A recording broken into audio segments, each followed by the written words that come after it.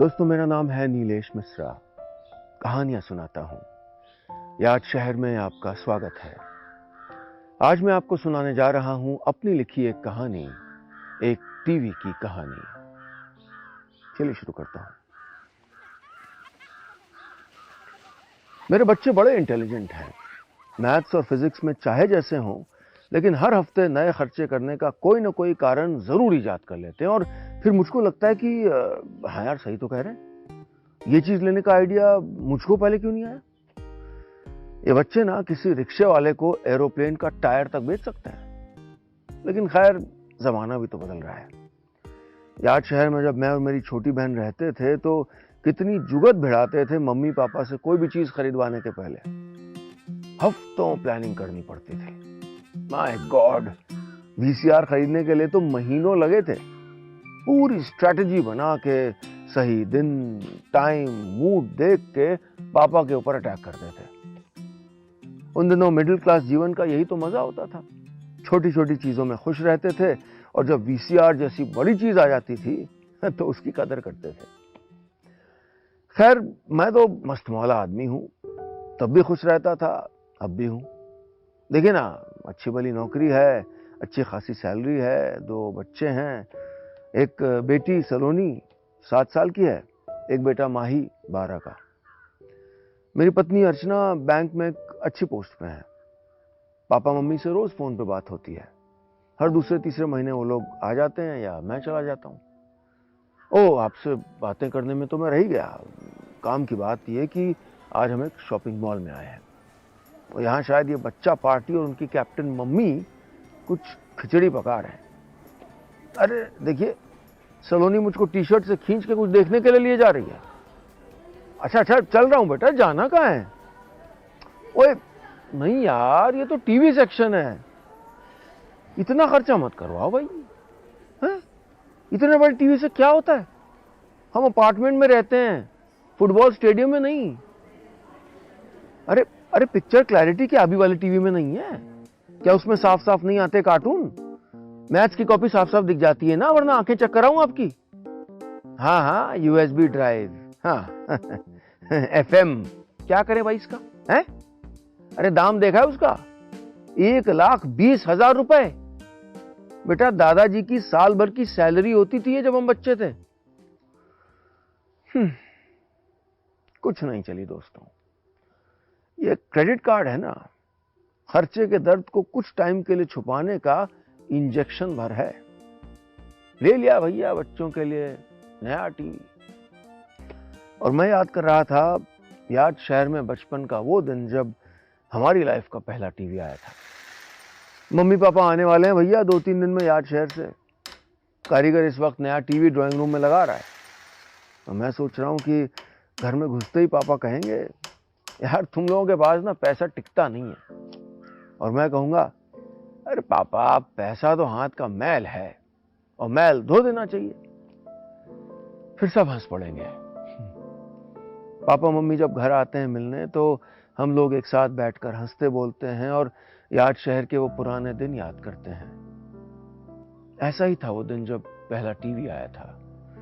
मैं और मेरी बहन कभी मम्मी पापा से ज्यादा कुछ मांगते नहीं थे। पड़ोसी के घर चित्रहार देख लेते थे। देर रात करमचंद आता था। संडे को रामायण देखने हम और मम्मी पहुंच जाते थे और शाम को विक्रम और वेताल। विक्रम बोला और मैं चला। पापा पड़ोसियों के यहां टीवी देखने के लिए कभी जाते नहीं थे। कभी कभी न्यूज के वक्त पड़ोस के वर्मा अंकल उनको बुला लेते थे। यूं तो पापा हमेशा ऐसा महसूस कराते थे जैसे वो बड़े इंटेलेक्चुअल टाइप हैं, लेकिन मैं जानता हूं कि वो चुपचाप चित्रहार से लेके करमचंद तक सारे प्रोग्राम खुद भी देखना चाहते थे।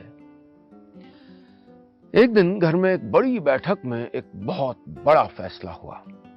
तय हुआ कि हमारे यहां भी एक नया टीवी आएगा। हम भाई बहन तो बिस्तर पे उछल उछल के ऐसे खुशी जता रहे थे जैसे सीधे छत तक पहुंच जाएंगे। हमारे बचपन में आज की तरह इतने सारे गैजेट्स थोड़ी लेने पड़ते थे कि हर तीसरे महीने कुछ ना कुछ बदल लिया है। अरे स्कूटर ले लिया, वो छोटा 165 लीटर वाला फ्रिज ले लिया, एक कलर टीवी ले लिया, एक वीसीआर, और एक ठीक ठाक सा म्यूजिक सिस्टम, बस लाइफ सॉर्टेड। अगले 10-15 साल आपको बात करने की कोई जरूरत नहीं। माए फ्रिज और टीवी के लिए क्रोशिये से ऐसे मन लगा के कवर बनाती थी जैसे पोता या पोती आने वाला हो उसके मोजे बना रही हो। टीवी आया तो हम सब साथ साथ बैठ के टीवी देखने लगे, साथ साथ बैठ के वक्त बिताने लगे और हंसने बोलने लगे, एक दूसरे को दिन भर की बातें बताने लगे। ज्यादा करीब आ गए थे हम, इतनी खूबसूरत दुनिया सिमट के जो आ गई थी हमारे टीवी स्क्रीन पर। लेकिन कुछ और भी मंजर देखने पड़े थे उसी टीवी पर। एक दिन टीवी पे खबर आई कि यार्ड शहर में कहीं दंगे शुरू हो गए थे। अपनी जान खो देने का डर क्या होता है उन दिनों पहली बार महसूस किया था। यार्ड शहर में दंगे बढ़ते जा रहे थे। वो आवाजें मैं आज तक नहीं भुला पाता। कुछ आवाजें टीवी में थीं और कुछ मेरे जहन के किसी अंधे गहरे कुएं में बैठ के मुझे अपने पास बुला रही थी। पुलिस के सायरन, जलते हुए घरों में गिरते दरवाजों का शोर, लोगों की चीखें, बेवाओं की सिसकियां। हम हिंदुस्तानी कभी कभी बेहद मासूम बन जाते हैं या एकदम कम अक्ल। कैसे देश के अलग अलग हिस्सों में धर्म के नाम पर हम लोग कितनी आसानी से लड़ जाते हैं। मैं और मेरी बहन डर से रजाई के अंदर बैठे रहते थे, लेकिन जो ताकत हमको हैवान बना देती है उससे बहुत ज्यादा बड़ी एक और ताकत होती है जो हमको इंसान बनाने पर तुली रहती है। कुछ दिन बाद डर के काले काले बादलों में से उम्मीद की एक सहमी हुई किरण जागने लगी। अपने उसी छोटे से कलर टीवी पर हमने देखा जो लोग एक दूसरे की जान के पीछे पड़े थे, उन्हीं के बुजुर्ग साथ में घर जा जाके लोगों को शांत कर रहे थे। दंगों में जो इंसानियत कुछ दिनों के लिए अपने ही घर से डर के भाग गई थी, उस दिन शर्म खा के लौट आई थी। हमने टीवी पर देखा कि सब गले मिल रहे थे, माफी मांग रहे थे, एक दूसरे के मजहब के लोग एक दूसरे के लिए खाना बना रहे थे, साथ प्रार्थना कर रहे थे और जल्दी ही एक बार फिर हम एक साथ टीवी देखने लग गए थे। दर्द के इतने भयंकर सागर मंथन के बाद भी हम साथ थे। लेकिन अब तो दुनिया ही बदल गई है। अब तो मैं ये भी नहीं जानता कि मेरा पड़ोसी कौन है, उसका नाम क्या है। अगर बाहर कहीं मिल जाए तो पहचानूंगा भी नहीं कि ये वही आदमी है जिसके घर के किचन की खुशबू मेरे घर तक आती है, जिसके घर में मेरे बच्चों की हंसी सुनाई पड़ती है। दरवाजे पर घंटी बजी, कोई आदमी आया था। मैंने पहचाना नहीं। उसने कहा, शायद आप मुझे नहीं जानते, मैं आपका नेक्स्ट डोर नेबर हूं, नदीम। मेरा टीवी खराब हो गया है। वो इंडिया ऑस्ट्रेलिया का मैच शुरू हो गया होगा और मैंने मिस कर दिया ना तो नींद नहीं आएगी। क्या मैं आपके घर टीवी देख सकता हूं? 1 घंटे बाद अगर आप हमारे घर में आते तो सोचते कि कहीं मैं गलत घर में तो नहीं आ गया। मेरे साफ सुथरे तरतीब से सजाए खामोश घर में जोर से क्रिकेट मैच चल रहा था। कॉफी के 2 राउंड खत्म हो चुके थे और नदीम ने एड ब्रेक्स में चुटकुले सुना सुना के हमारे पेट में दर्द कर दिया था। यार, मुझे कोई आइडिया ही नहीं था कि इतना मजेदार आदमी हमारे घर के ठीक बगल में रहता है मुझे उसके बारे में कुछ पता ही नहीं था। वो तो भला उसके खराब टीवी का जो आज मुलाकात हो गई। कुछ देर में उसकी बीवी सबा भी आ गई। अर्चना और सबा की तो 20 मिनट में ऐसी दोस्ती हो गई जैसे 20 साल की सहेलियां हों। मुझे लग रहा था जैसे यार्ड शहर की बचपन की वो जिंदादिली और प्यार भरी शामें कुछ पलों के लिए मेरे बड़े से शहर में जिंदा हो गई थी। कहां खो गए यार वो दिन। हम कब खुद से इतने अनजान हो गए, अपने लिए इतनी सी भी दोपहरें नहीं बचा पाए। मैच क्लाइमैक्स पे था, कांटे की टक्कर थी। मेरी बीवी उस दिन मेहमान नवाजी के फुल फॉर्म में थी। पकौड़ियाँ, मीठा, चिप्स, समोसे सब एक के बाद एक चले आ रहे थे। मैंने सोचा कितने शौक से सब कर रही है अर्चना, कितनी अकेली हो गई थी। बड़ा शहर दोस्ती के छोटे छोटे लम्हों को, प्यार को, रिश्तों को मार देता है। क्रॉकरी सेट जो लाने के बाद 1 साल से बिना इस्तेमाल के पड़ा था, वो निकाल लिया गया था। जैसे घर में रहते हुए भी घर जैसा पता नहीं कितने वक्त बाद लग रहा था। कुछ देर में मैं पापा मम्मी को पिकअप करने एयरपोर्ट के लिए निकल गया। रास्ते में मुस्कुराते हुए याद कर रहा था उन दिनों को जब डे नाइट क्रिकेट इंडिया में बस शुरू ही हुआ था। मैं और पापा देर रात तक मैच देखते थे, एकदम दो यारों की तरह। एक रात 12 बजे मैंने पापा से कहा, पापा भूख लगी है। पापा सोच में पड़ गए। खाना खत्म हो गया था, फ्रिज में ब्रेड तक नहीं थी। वो धीरे धीरे किचन में गए और 20 मिनट के बाद जब मैं ये देखने के लिए गया कि पापा मैच छोड़ के कहां गायब हो गए, तो देखता क्या हूं कि पापा, जिन्होंने जिंदगी में कभी चम्मच तक नहीं उठाया था, उन्होंने थोड़ा सा आटा गूंद लिया था और मेरे लिए कुछ टेढ़ी मेढ़ी रोटियां जैसा कुछ सेकने की कोशिश कर रहे थे। मैं पापा मम्मी का सूटकेस लेके घर में दाखिल हुआ।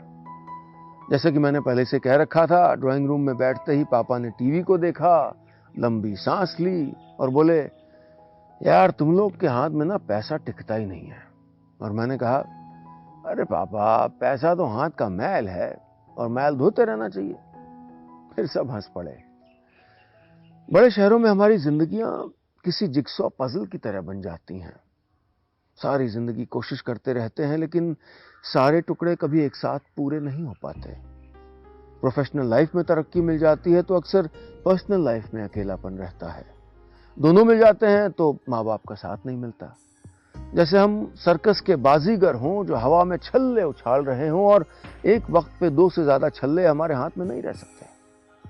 बढ़िया नौकरी भी चाहोगे और ये भी चाहोगे कि माँ बाप के पास यार शहर में भी रहो। अरे अरे लालची आदमी, नहीं होगा ऐसे। पापा मम्मी से हम लोग बात करते रहे। सब ने एक साथ खाना खाया। मम्मी खूब सारी अच्छी अच्छी खाने की चीजें लाई थी आज शहर से। नंदू हलवाई के मशहूर पेड़े, थोड़ी सी बालूशाही, काजू, नमकीन और एक मशहूर बेकरी है 50 साल पुरानी, वहां की कोकोनट कुकीज। लेकिन ये प्यारी सी अपने छोटे शहर वाली महफिल शाम तक बिखर गई थी। हमारा परिवार 3 अलग अलग कमरों में 3 अलग अलग टीवी सेट्स के सामने बंट गया था। आप लोग भी सोच रहे होंगे कि मैंने ये क्या टीवी टीवी टीवी लगा रखा है। दोस्तों, असल में मैंने पहले कभी ये सोचा नहीं था, लेकिन ये टीवी तो एक आईना है जो बता देता है कि कैसे हम बदल गए हैं, कैसे हिंदुस्तान बदल गया है। वो दिन बदल गए जब हम सब एक साथ बैठकर एक रजाई में बुनियाद देखते थे, जब मम्मी के पांव दबाते दबाते चित्रहार निकल जाता था। अब तो बंटवारा कर दिया है टीवी ने मेरे घर का। एक कमरे में बच्चे कार्टून देखते हुए दिन बिताते हैं, एक कमरे में अर्चना अपने सीरियल्स देखती है और मैं कॉमेडी शोज और न्यूज के बीच में पेंडुलम की तरह घूमता रहता हूं। साथ खाना नहीं खाते अब हम, एक दूसरे को दिन भर की छोटी छोटी बातें नहीं बता पाते हम। इसी उधेड़-बुन में ऑफिस गया उस दिन। 2 घंटे बीते थे कि अचानक मेरा फोन बजा। मेरी बेटी थी सलोनी, रो रही थी। बोली, दादाजी जमीन पे गिर गए, आंखें बंद है, कुछ बोल नहीं रहे। मुझे नहीं लगता कि उस दिन से ज्यादा रैश ड्राइविंग मैंने पहले कभी की होगी। मैं ऐसा हूं नहीं, लेकिन उस दिन हालात ही कुछ ऐसे थे। घर पे पापा जमीन पे पड़े हुए थे, आंखें नहीं खोल रहे थे। यही कहा था सलोनी ने। अर्चना ऑफिस गई थी और घर पे बस मम्मी थी और बच्चे। बदहवासी में घर पहुंचा, कोई नहीं था, दरवाजा बंद था। मैं बहुत देर तक दरवाजा खटखटाता रहा। क्या ये लोग हॉस्पिटल गए होंगे? मम्मी ने कैसे मैनेज किया होगा ये सब? मोबाइल फोन पे फोन किया तो घंटी अंदर ही बज रही थी। मम्मी पापा आदत के हिसाब से फिर फोन घर पे छोड़ गए थे। मन बुरे से बुरे ख्यालों से भरा जा रहा था। मैं अपने आप को कोस रहा था। मैं ऑफिस गया ही क्यों? आज ही तो आए थे वो लोग याद शहर से। एक दिन छुट्टी नहीं ले सकता था क्या मैं? लिफ्ट बड़ी देर से आई। मैं खींच के बटन दबाता रहा। आखिरकार बिल्डिंग के नीचे पहुंचा, गाड़ी निकाली, गेट के पास पहुंचा और सोच ही रहा था कि किस हॉस्पिटल ले गए होंगे उनको कि देखता हूं कि सामने से नदीम चला आ रहा है अपनी गाड़ी में और बगल में पापा बैठे हुए हैं, जोर जोर से हंसते हुए। पीछे मम्मी और बच्चे भी दिख रहे थे। पापा गाड़ी से उतरे, मेरी जान में जान आई। नदीम बोला, यार अंकल को थोड़ा चक्कर आ गया था, ओवर एक्सर्शन हो गया था बस, लेकिन डॉक्टर ने पूरा चेकअप कर लिया है, फिक्र की कोई बात नहीं है। पापा ने कहा, यार तुमने कभी बताया नहीं, तुम्हारा पड़ोसी तो बड़ा इंटरेस्टिंग आदमी है और इसके पापा मेरे जूनियर थे याद शहर में। 10 मिनट बाद ड्राइंग रूम में फिर मंडली जम गई थी। पापा मम्मी हंस रहे थे, बच्चे खुश थे। 10 मिनट और बीते। अर्चना दौड़ भाग के घर पहुंच गई थी। बहुत परेशान होकर आई थी, लेकिन सब ठीक ठाक देख के वो भी जल्दी ही हंसी की महफिल में शामिल हो गई। मैं सोच रहा था कि कुछ लम्हों के लिए वो भूले हुए छोटे शहर की दुनिया मैंने बना ली थी, और मैंने उसी पल एक फैसला कर लिया कि मैं अपने परिवार के रिश्ते मजबूत करूंगा, उन्हें वही खूबसूरत दुनिया दिखाने की कोशिश करूंगा जहां से मैं आया था। दोपहर में जब बच्चे स्कूल से आए, अपने अपने कमरों में गए और कपड़े बदलने से पहले अचानक दौड़ते हुए गुस्से में मेरे पास आए, मैंने 4 में से 3 टीवी बेच दिए थे। बस इतनी सी थी ये कहानी। दोस्तों, ये थी मेरी लिखी कहानी, एक टीवी की कहानी। उम्मीद है आपको पसंद आई होगी। कहानियां कैसी लग रही हैं मुझे सीधे जरूर बताइएगा। आप मुझसे संपर्क कर सकते हैं ट्विटर पर, इंस्टाग्राम पर और फेसबुक के हमारे पेज पर। तीनों का हैंडल है नीलेश मिश्रा, NEELESHMISRA। तो अभी चलता हूं, जल्द मिलूंगा फिर लेकर एक नई कहानी याद शहर में।